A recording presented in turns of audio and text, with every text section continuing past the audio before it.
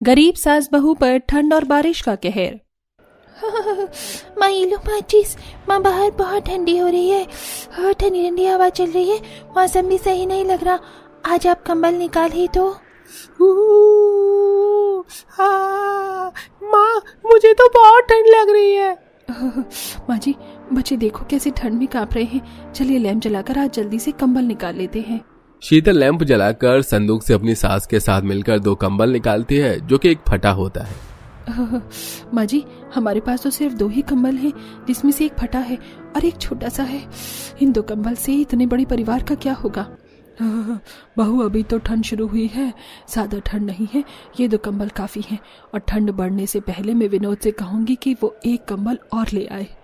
इतना बोलकर सुमित्रा छोटा वाला कंबल दोनों बच्चों को और अपने विकलांग बेटे को ओढ़ने के लिए दे देती है। तो वहीं बड़े वाले कंबल में सास, बहू, ससुर और बेटा विनोद लेकर बैठ जाते हैं। चाचू, इस कंबल में भी मेरी ठंड नहीं जा रही है, आज तो बहुत ठंड लग रही है, बहुत ज्यादा बढ़ गई है ठंड। देखो ना, ठंडी ठंडी हवा खिड़की और दरवाजे से होकर आ रही है। बच्चों, तुम चिंता मत करो, कुछ दिन की बात है, फिर हमारे पास भी नया कंबल होगा। ठंड से थरथराते पूरा परिवार जैसे तैसे सो जाता है और आधी रात को आंधी तूफान तेज हो जाती है। तेज तेज बारिश होने लगती है, जिस वजह से सुमित्रा की घास की बनी झोपड़ी की छत जगह जगह से टूट जाती है और बारिश का पानी घर में आने लगता है।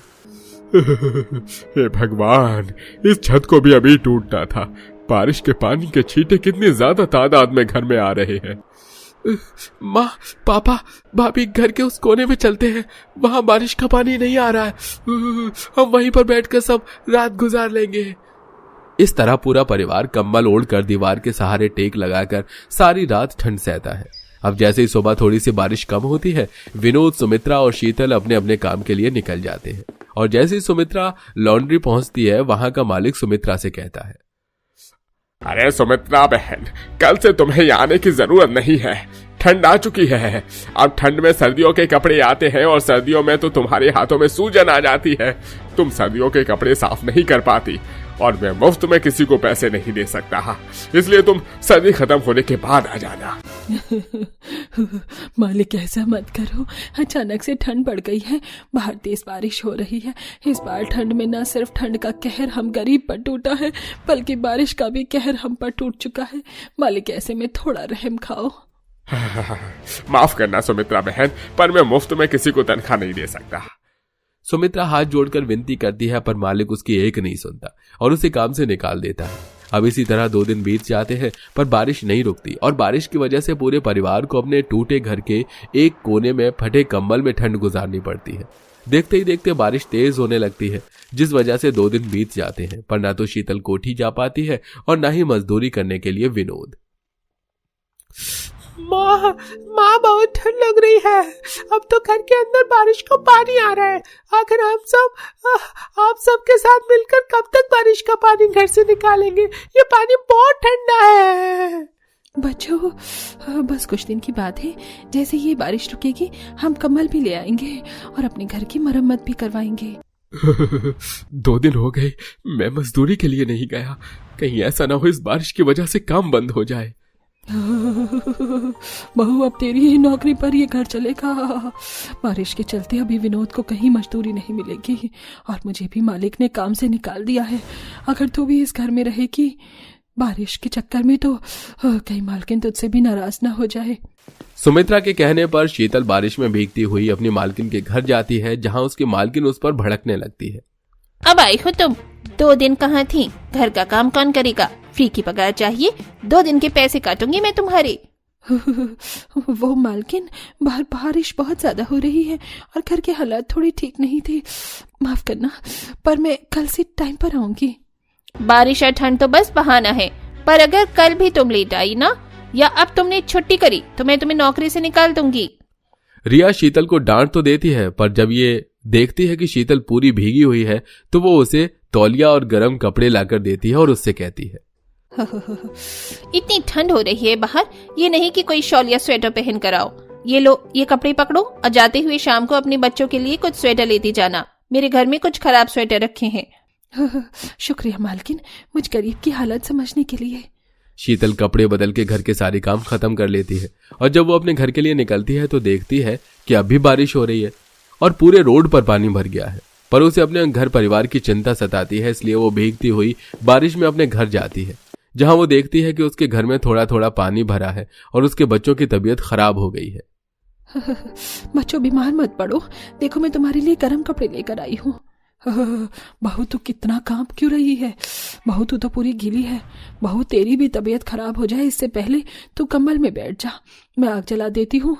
और कल तुझे कोठी पर जाने की जरूरत नहीं है, हम पहले सुबह होते ही दवाई लेकर आएंगे। नहीं माँ जी, चाहे मैं मर ही क्यों ना जाऊं, पर मैं कल मालकिन के घर जरूर जाऊंगी। अगर मैंने कल भी छुट्टी करी तो मालकिन मुझे नौकरी से निकाल देंगी और ये घर मेरी ही नौकरी की वजह से जल रहा है। नहीं बहू, मैं तुझे इस हालत में कहीं नहीं जाने दूंगी, तेरे बदले कल मैं जाऊंगी। अपने टूटे हुए घर में एक तसले में सुमित्रा आग जला लेती है और ईंट के ऊपर उसे रखकर पूरा परिवार कंबल ओढ़कर हाथ तापता है। अगली सुबह शीतल अपने दोनों बच्चों के साथ बीमार हो जाती है, तो वहीं भीगते हुए सुमित्रा मालकिन के घर जाती है, जहां सुमित्रा को देख रिया का गुस्सा और ज्यादा बढ़ जाता है। तुम नौकरों को थोड़ी सी सहानुभूति क्या दे दो, तुम सर पर बैठ जाते हो। बहुत अच्छे से जानती हूँ मैं तुम दोनों सास बहू का काम न करने का बहाना। बस नहीं मालकिन, ऐसा नहीं है, इस गरीब सास बहू पर ठंड और बारिश का कहर टूटा है, बस इसीलिए ऐसा हो रहा है, वरना मेरी बहू काम के मामले में कभी भी आलस नहीं करती। मैं तुम्हारी यहाँ कहानी सुनने नहीं बैठी हूँ, जल्दी से काम पर लग जाओ और पहले छत से कपड़े उतार के ले आना, बारिश हो रही है, कपड़े सूख नहीं रहे। सुमित्रा रिया के घर में काम करके अपने घर जाती है, जहां वो देखती है कि उसकी बहू और दोनों बच्चे बुखार से तप रहे हैं। माँ, शीतल और बच्चों की तबीयत बहुत खराब है, हमें अभी इन्हें अस्पताल लेकर जाना होगा। पर बेटा, बहू को जो पगार मिली थी उससे तो राशन का सामान आ गया, दवाई के लिए तो पैसे नहीं है। तो क्या हुआ माँ, हम सरकारी हॉस्पिटल चलते हैं। दादी, बहुत ठंड लग रही है, कुछ करो। शीतल और बच्चों की बिगड़ी तबीयत देख पूरा परिवार सरकारी अस्पताल जाते हैं, परंतु वहां पहले से ही इतने मरीज होते हैं कि डॉक्टर उनका इलाज करने से मना कर देता है, जिसके बाद वो सब एक प्राइवेट अस्पताल जाते हैं। पर वहां भी डॉक्टर पहले उनसे पैसे भरने को कहता है और पैसे न भर पाने की वजह से हॉस्पिटल का स्टाफ उन्हें हॉस्पिटल से बाहर निकाल देता है। हे भगवान, तू हम गरीब से क्या चाहता है? अरे थोड़ी तो रहम कर। अगर मेरी बहू पोते पोती को कुछ हो गया तो मैं भी जिंदा नहीं रहूंगी। पूरा परिवार बारिश में अस्पताल के दरवाजे पर बैठकर रो रहा होता है। तभी वहां रिया आती है और उन सभी को अस्पताल के अंदर ले जाती है, जहां वो डॉक्टर को इलाज के पैसे देती है और डॉक्टर उनका इलाज करते हैं। बेटा, तुम इस बारिश और ठंड में फरिश्ता बनकर आई हो, पर तुम्हें कैसे पता चला कि हम यहाँ हैं? माफ करना माता जी, गुस्से में आकर मैंने आप लोगों के साथ बहुत गलत किया। आपके जाने के बाद मेरी बेटी ने बताया कि आप उसके दोस्त की दादी हैं। मेरा बच्चा आपके बच्चे के साथ एक ही ट्यूशन में पढ़ता था, पर पैसे की तंगी की वजह से बच्चों ने ट्यूशन आना छोड़ दिया और मेरे बेटे ने आपकी हालत के बारे में बताया। और जब मैं आपके घर गई तो मैंने देखा आपके घर की छत टूटी हुई है, खिड़की दरवाजे भी नहीं है और आप सब घर में नहीं थे। तो पड़ोसियों से पता करने पर पता चला कि आप सब हॉस्पिटल आए हैं। मालकिन, आप बहुत अच्छी हैं। शीतल अच्छी मैं नहीं, अच्छी तो तुम हो, जो ऐसी हालत में भी तुम मेरे घर आई और तुमने अपनी ड्यूटी पूरी की। मुझे माफ कर दो, मैंने जो आपके साथ किया। मेरा इरादा आप लोगों को परेशान करने का नहीं था। मैं थोड़ी गुस्से वाली हूँ, पर बुरी नहीं हूँ। इस तरह रिया शीतल और सुमित्रा के परिवार की मदद करती है और उन्हें कुछ पैसे देती है, जिससे शीतल अपने घर की मरम्मत करवाती है और ठंड से बचने के लिए कुछ रजाई खरीदती है। बेटा राजू, तुम आवाज मत निकालना, बाहर कोई जंगली जानवर है। अगर हमारे पेड़ के घर के अंदर आ गया तो अनर्थ हो जाएगा, सबको मार देगा। लोमड़ी के गुर्राने की आवाज। माँ जी, मुझे तो लगता है कि बाहर लोमड़ी भी है, ऐसे में हमारा बाहर जाना बिल्कुल भी ठीक नहीं होगा। हमने बाहर चूल्हे पर अपना खाना रखा हुआ है, कहीं जानवर हमारा खाना खराब न कर दे। बहुत मुश्किल से हमें वो खाना मिला था। 2 दिन से तो वैसे ही हम लोगों ने खाना नहीं खाया था। लगता है इन जंगली जानवरों की वजह से आज की रात फिर से भूखा ही सोना पड़ेगा। आप सभी शांत हो जाइए, शांति बनाए रखने से शायद जो भी जानवर है वो भाग जाए। कुछ देर शांत रहने के बाद जानवरों की आवाज बंद हो जाती है। लगता है सभी जानवर चले गए, मैं जाकर खाना लेकर आती हूँ। रुक जाओ माँ, बाहर खतरा हो सकता है, मैं जाता हूँ। मोहित अपनी माँ के आगे आगे चलता है और उसकी माँ पीछे पीछे। मोहित जैसे ही पेड़ के घर से बाहर आता है, बाहर कोई भी नहीं होता। ममता और मोहित बाहर चूल्हे पर रखा हुआ खाना उठाकर पेड़ के घर के अंदर आ जाते हैं, जिसके बाद पूरा गरीब परिवार खाना खाना शुरू करता है। माँ अभी भी पेट नहीं भरा और खाना खिलाओ मुझे। हाँ बेटा, खिला रही हूँ। श्वेता राजू को अपने हाथों से खाना खिलाती है। आप भी सोच रहे होंगे कि ऐसी भी क्या मुसीबत आन पड़ी है जो इस परिवार को पेड़ के घर के अंदर रहना पड़ रहा था। तो चलिए कहानी में थोड़ा पीछे चलकर कहानी शुरू से जानते हैं। बहू कुछ खाने के लिए है तो कुछ बना लो। नहीं माँ जी, सारा राशन खत्म हो गया, आखिर क्या बनाऊं? घर में राशन का एक दाना नहीं था, जिसके चलते श्वेता और ममता दोनों ही बहुत ज्यादा परेशान थी। इतने में उदास चेहरा लिए मोहित घर पर आता है। अच्छा हुआ आप आ गए, घर में राशन खत्म हो गया, राशन ला दीजिए। अब मैं तुम्हें क्या बताऊं, राशन लाने के लिए मेरे पास पैसे नहीं है। मालिक ने नौकरी से निकाल दिया, उनकी कंपनी बंद हो गई है। ये भगवान, एक परेशानी खत्म नहीं होती दूसरी खड़ी हो जाती है। बिना नौकरी के मकान का किराया कैसे जाएगा, राशन कैसे आएगा? माँ मुझे भूख लगी है, कुछ खाने को दे दो ना। बनाऊंगी बेटा, थोड़ा सब्र करो, अभी कुछ खाने के लिए बनाती हूँ। श्वेता सूखे चावल बना रही होती है कि तभी मकान मालिक घर आता है। अरे ओ मोहित, तुझे कितनी बार कहा है कि समय पर किराया दे दिया कर, लेकिन तुझे मेरी बात सुनाई नहीं देती। तूने 3 महीने से मेरे इस घर का किराया नहीं दिया है, इसलिए अब इस घर को खाली करके यहाँ से चले जाओ और कहीं और ढूंढ ले। साहब, आज ही मेरी नौकरी छूटी है, मैं बहुत परेशान हूँ, लेकिन मैं कहीं नौकरी ढूंढ लूंगा। मेरी थोड़ी सी इज्जत रखिए। मैं मकान खाली नहीं करना चाहता, लेकिन कल ही मैं आपको किराया दे दूंगा, ये मेरा आपसे वादा है। अगर कल तक मेरे पास किराया नहीं आया तो तुझे धक्के मारकर इस घर से बाहर निकाल दूंगा। अभी तो जा रहा हूं मैं। शेखर इतना कहकर अपने आदमियों के साथ वहां से चला जाता है, जिसके बाद मोहित को बहुत बुरा लगता है। वहीं श्वेता भी परेशान हो जाती है। ठंड से बचने के लिए उन लोगों के पास रजाई बिस्तर भी नहीं थे। माँ बहुत ठंड लग रही है, कुछ दे दो ओढ़ने के लिए। कुछ भी नहीं है बेटा, मेरा पल्लू ओढ़ लो। श्वेता अपने बेटे को अपना पल्लू देती है। और कब तक ऐसी परेशानियों का सामना करते रहना होगा हमें? परेशान मत हो बहू, एक दिन सब कुछ ठीक हो जाएगा। पूरा परिवार रात में ठंड से कांपते हुए सोने की कोशिश करता है, लेकिन नींद नहीं आती।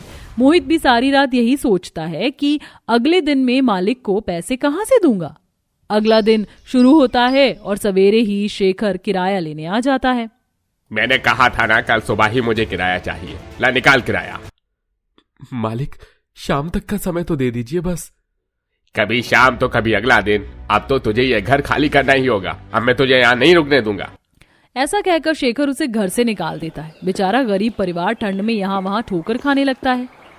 चलो यहाँ से चलते हैं, हमें ठंड से बचने के लिए लकड़ियों का इंतजाम करना होगा, जो हमें जंगल में ही मिलेंगी। हाँ बहू, तुम बिल्कुल सही कह रही हो। चलो जंगल में चलकर लकड़ियाँ काटते हैं। इस तरह पूरा परिवार जंगल में आता है और लकड़ियां काटना शुरू करता है, जिससे वह रात भर लकड़ी जलाकर गुजारा कर सके। लेकिन जंगल में उन्हें लकड़ियां काटते हुए एक बहुत बड़ा पेड़ दिखाई देता है, जिसके अंदर गुफा की तरह बना होता है। माँ जी, मैंने इतना बड़ा पेड़ कभी नहीं देखा, इसके अंदर क्या हो सकता है? ये तो मुझे भी नहीं पता बहू। श्वेता ममता की बात सुनकर पेड़ के अंदर जाने लगती है। अंदर जाने के बाद वह देखती है कि पेड़ अंदर से बहुत बड़ा है, एक घर से भी बहुत ज्यादा बड़ा। ये पेड़ तो सच में बहुत बड़ा है और अंदर से पूरा खोखला है। इतने बड़े तो घर भी नहीं होते, काश कि हम इसी में अपना घर बना लेते। तभी बाहर बारिश होने लगती है और पूरा परिवार पेड़ के अंदर आ जाता है। अगर हम थोड़ी सी मेहनत करें तो इस पेड़ को अपने घर लायक बना सकते हैं। सही बोल रहे हो बेटा, मैं तुम्हारी मदद करवा दूंगा तो हमारा घर तैयार हो जाएगा। इस तरह दोनों बेटा और पिता मिलकर पेड़ के अंदर ही अपना घर तैयार करते हैं। वह पेड़ के अंदर घर बना तो लेते हैं, लेकिन उनके पास ठंड से बचने के लिए न रजाई होती है और ना ही बिस्तर। हे भगवान, यहाँ तो ठंड कम होने का नाम ही नहीं ले रही, ऊपर से हमारे पास रजाई बिस्तर भी नहीं है। काश की रजाई या कंबल ही होता तो भी गुजारा हो जाता। मुझे तो खाना खाना, मुझे भूख लगी है।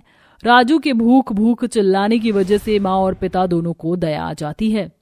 2 दिन से किसी ने कुछ भी नहीं खाया है, चलो जी जंगल में ही कुछ खाने पीने के लिए ढूंढते हैं। श्वेता और मोहित बाहर आते हैं। वह जंगल में जंगली सब्जियां और फल लेकर आते हैं। एक काम करती हूँ, यहाँ पर चूल्हा बनाकर इस सब्जी को पका लेती हूँ, इसे ही हम लोग खा लेंगे। श्वेता ऐसे बोलकर चूल्हा बनाती और सब्जी चढ़ा देती है। इसके बाद अचानक से जानवरों की आवाज से पूरा परिवार पेड़ के घर के अंदर चला जाता है। ये तो मामूली सी बात थी, जंगल में जानवरों का आना। जब जानवर चले जाते तो वह पेड़ के घर से बाहर आते और अपना खाना लेकर वापस पेड़ घर के अंदर चले जाते। कुछ भी कहो, लेकिन जंगली सब्जियां स्वादिष्ट बहुत हैं। हाँ बहू, ये सब तुम्हारी ही वजह से हुआ है। तुम्हारी वजह से हम लोगों को कुछ खाने को मिल गया। सब लोग श्वेता का बहुत शुक्रिया अदा करते हैं। उस रात वो सो जाते हैं। इस तरह जंगल के अंदर पेड़ के घर में रहते हुए वह जंगल की परेशानियों का सामना करना सीख जाते। एक दिन जंगल में गांव का सरपंच दूसरे गांव में जाने के लिए जंगल के रास्ते से गुजर रहा था। अचानक से जंगली जानवरों ने उस पर हमला कर दिया। अरे वहाँ देखो, एक भयंकर शेर उस आदमी को मारने वाला है, हमें उसको बचाना होगा। मोहित कुदाल ले आता है और वहां जाकर सरपंच को शेर से बचा लेता है। उसकी बहादुरी देखकर सरपंच खुश हो जाता है। तुमने मेरी जान बचाई, तुम्हारा बहुत बहुत शुक्रिया। लेकिन तुम यहाँ जंगल में क्या कर रहे हो? क्या तुम लकड़हारा हो?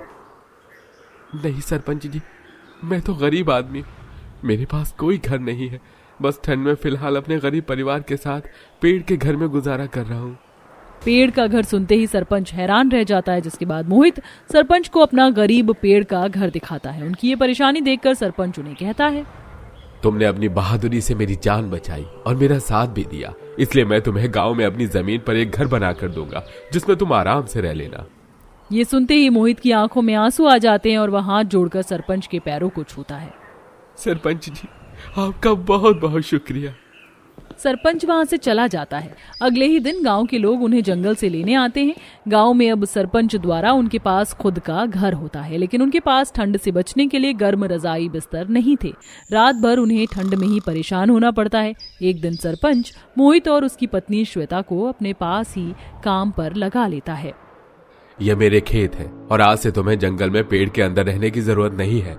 मेरे खेतों की देखभाल करना और उनकी रक्षा करना, इसके चलते मैं तुम्हें हर महीने तनख्वाह दे दूंगा। बहुत बहुत धन्यवाद सरपंच जी, मैं अपने काम को बहुत अच्छे से करूंगा। सरपंच जी, अगर मेरे लायक कोई काम हो तो मुझे भी बता दीजिए, मैं कोई भी काम कर लूंगी।